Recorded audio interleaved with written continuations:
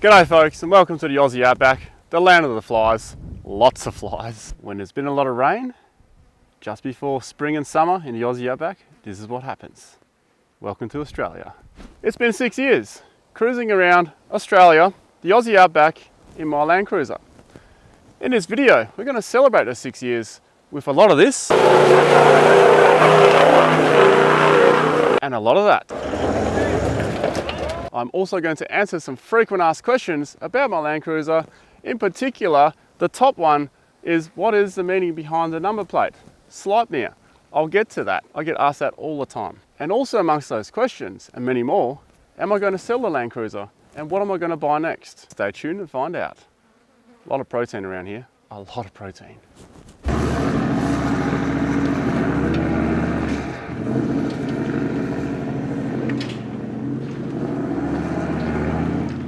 This is one of the most recognised twin cab 79s getting around in Australia, perhaps even the world, and we all love this noise.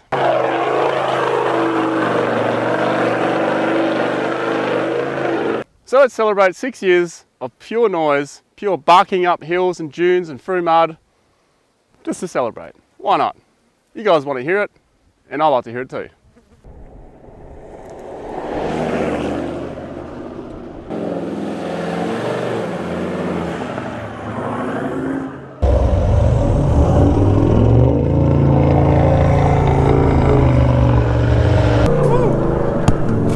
A wheel lift there.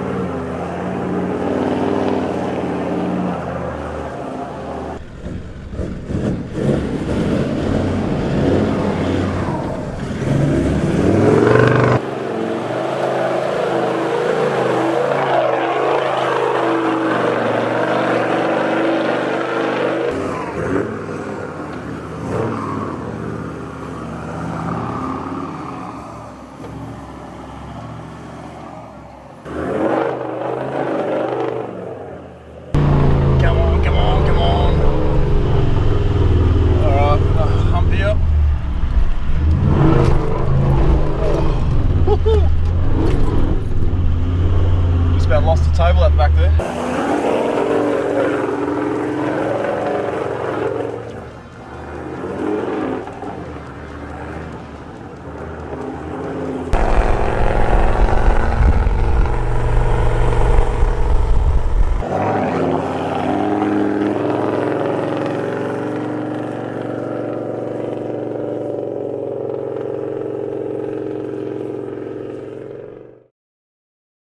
What is the meaning behind Sleipnir, the number plate on your screen right now? It's not really a complex answer, but I was born in Europe, so I have a Scandinavian background. Sleipnir is Odin's 8-legged horse. You might say, who's Odin? That's one fly. Oh, so Odin is one of the Viking gods, Viking mythology. If you look up Odin, you look up Sleipnir, you'll get the mythical history behind it. And the reason why I chose that is because of my Scandinavian background, and it's a V8 cruiser, 8-legged horse. Yeah, you can put two and two together. Will I ever sell the Landcruiser? No, it's not for sale. It won't be for sale. I'm going to hold on to it. It's going to be one of those, you know, forever cars. The Hilux I had before that, I didn't want to sell that either, but I had to accessorise this one. While I'm answering your questions, just go down there and hit that subscribe button. You're going to see a lot more of this Landcruiser on the channel. If I'm not going to sell it, am I going to get something else? Well, yes, I am actually looking at that right now. I've been tossing up a few things. I want to wait and see what Toyota do with the 300 series Landcruiser, if it's going to be called the 300 series. Now people are saying it's going to be a V6 twin turbo diesel. Other people say it's going to be a hybrid. No one knows. All these magazines are just talking crap just to get you to buy the magazines, I guess. So no one actually knows. Toyota are pretty good at keeping secrets. Let's wait and see. But other than that, I have been fantasizing about an affair with a Ram 2500. And I have been slightly interested in the new Defender. It's got some pretty cool tech. I just don't like the look of it. What's the best mod of my Landcruiser? That's another question I get asked a lot. I can't answer that one because I don't actually know. There's too many to choose from. But what I can do is I can go for best mod inside the cab. That'll have to be the aftermarket seating, the Stratus chairs, because they get a bit uncomfortable after 100,000 Ks. You wear the seat in, and the seats in these 70s are not very comfortable. Favorite exterior mod? That's a tough one, man. I'll have to say the rear setup at the moment, I'm really happy with that. How it's all light now. The Project Black is still working out really well. I'm going to keep it like that. Best mod underneath the vehicle? I reckon that'll be the parabolic suspension. Just getting a little bit more flex. Best mod under the hood? I would say it's a toss-up between the water-cooled alternator, which is 100% sealed so it doesn't get mud in it and destroy it, and the tune, the PDP package tune. It'll be a toss between those two. Best tyres I've had so far on Sleipnir would have to be the Maxxis at the moment. I'm really liking those tyres. Worst moment in the Landcruiser? I would say snapping an axle in Arkaroola, which is 3,000 kilometres from Perth.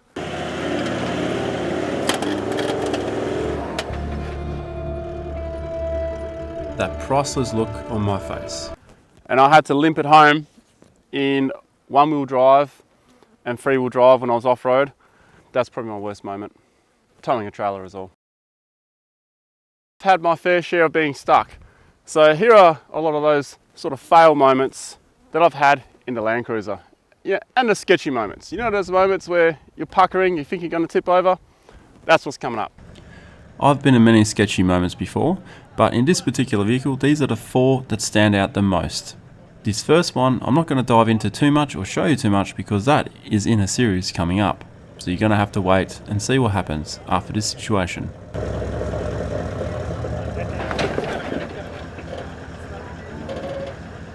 Don't give it right. Put the wheel back the other way. You're making it worse. This situation here doesn't look so bad, but it's what's going on in the background. We are on the Ambador Highway, the second most remote track in Australia, and we are losing precious fuel and precious time being stuck in these bogs. Now, we were the first ones to get into this track after a 3-month closure due to rain and deterioration of the track. And here we are struggling on day 2.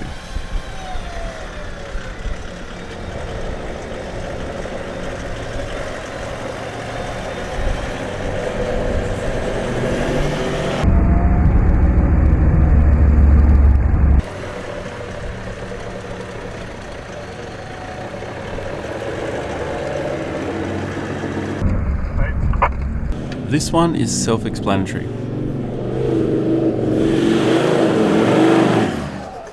I honestly thought I was going to be losing the cruiser and the trailer all at the same time.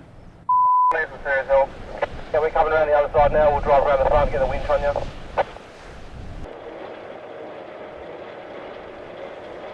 That's a severe angle. You know what? This only happened earlier this year. Now if you want to see how we actually recover the trailer, you're going to have to go to that series. It's covered in part 6. The full recovery.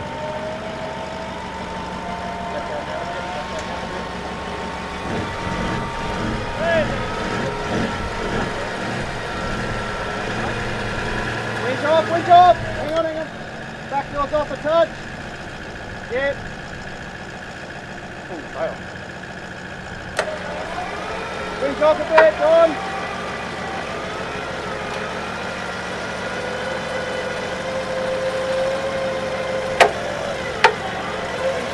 Last but not least, the Kimberley.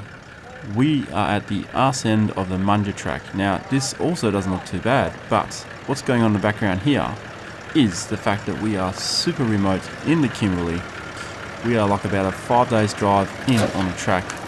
Our camp got flooded by a 13-metre king tide, which we did not expect to come over the banks, and there are saltwater crocs, and at the time we were struggling to get these vehicles out. Best trip in a Landcruiser. It'll have to be, oh, that's another tough one. I'd say the Munda track in the Kimberley.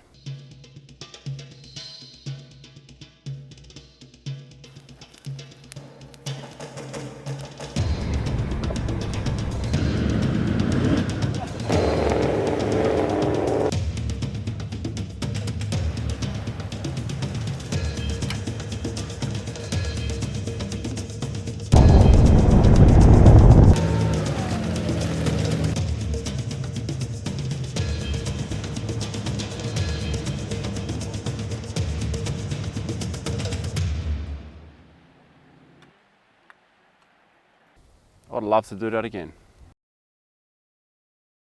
Are we going to see any more changes? Any more mods? Maybe the bar work. It's getting a bit on. I can't see much else changing. Why haven't I changed the hood or the bonnet yet? Well, that's $1,700 on cosmetic, and I don't think they look that much better anyway. The new hoods. I'm liking that one as it is. What's the best thing about a Landcruiser? It's a Landcruiser. Oh, you bastard. I'm back from the bush now, and I've just realised that I have left out one critical question that I get asked all the time. It's about up there with that license plate question, and that is, why do I not have a call conversion, and would I get one? My simple answer is no.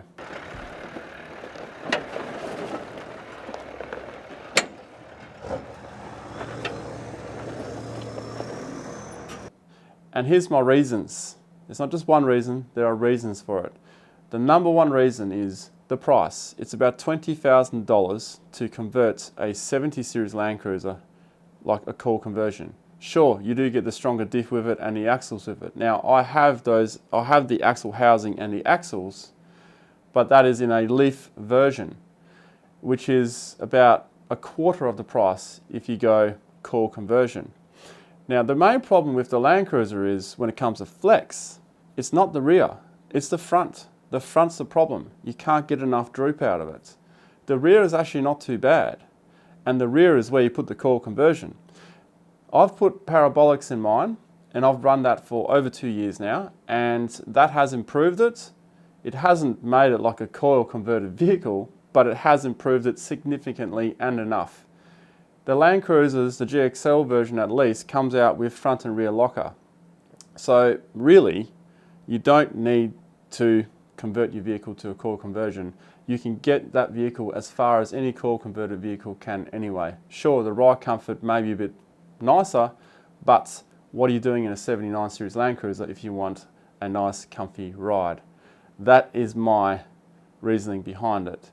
You should also consider the fact that when I snapped my chromoly axle, I couldn't just get parts like that. I couldn't just go to a Toyota or get an OME part because it won't fit.